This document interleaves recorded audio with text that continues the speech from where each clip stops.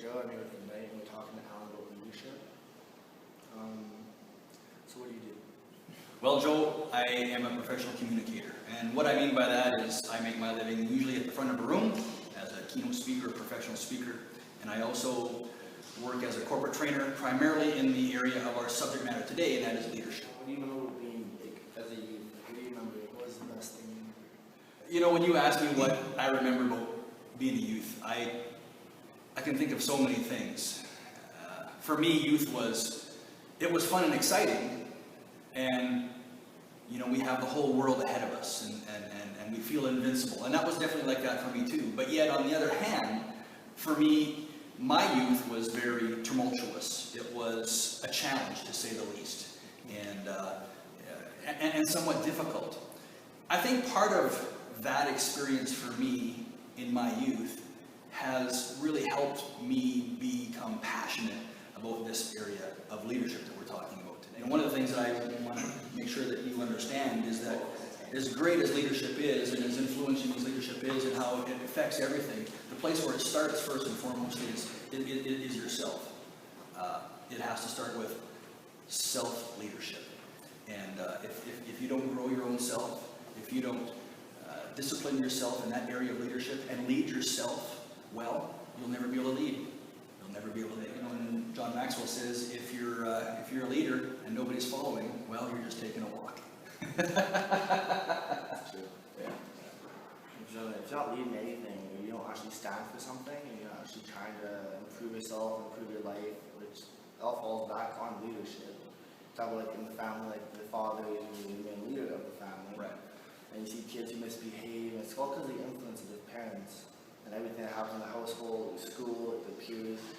It's all the leadership and the influence they take. That's right. That's exactly right. And people, you know, our youth coming up, and like yourself, you absolutely have the power in your hand.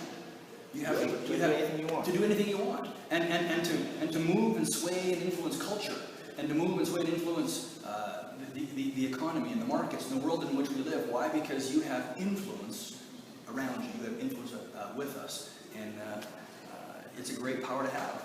Don't take it lightly.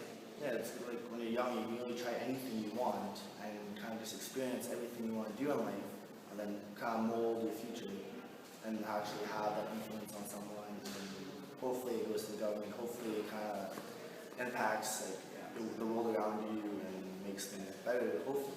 Yeah, and I hope that you begin to understand or be courageous enough. Let me say it that way. Be courageous enough to do the things that you want to do, to try the things that you want to do. And I know a lot of people say, well, I'm not a natural born leader. And I don't know if anybody is really a natural born leader. Leadership is something that we learn. Yeah. Leadership traits are things that can be taught. And if I can teach you leadership, Joe, you can learn leadership. And if you can learn leadership, you can hone and perfect your leadership. And it goes back and forth the same way. And so when people say to me, Al, I don't know if I'm a natural born leader, I don't know if I'm a good leader, I'm really not cut out to lead, and I want to call their bluff and say, no, that's so untrue.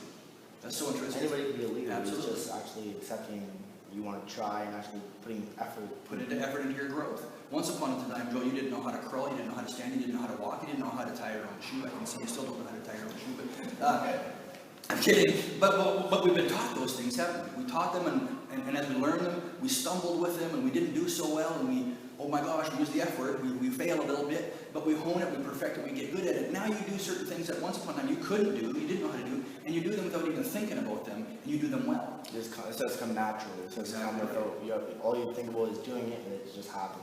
And your leadership skills is exactly the same way. Power is in your own hands, it's not in somebody else's, and you can't wait for them to make the initiative, you can't wait for them to make the move, you can't wait for them to push you.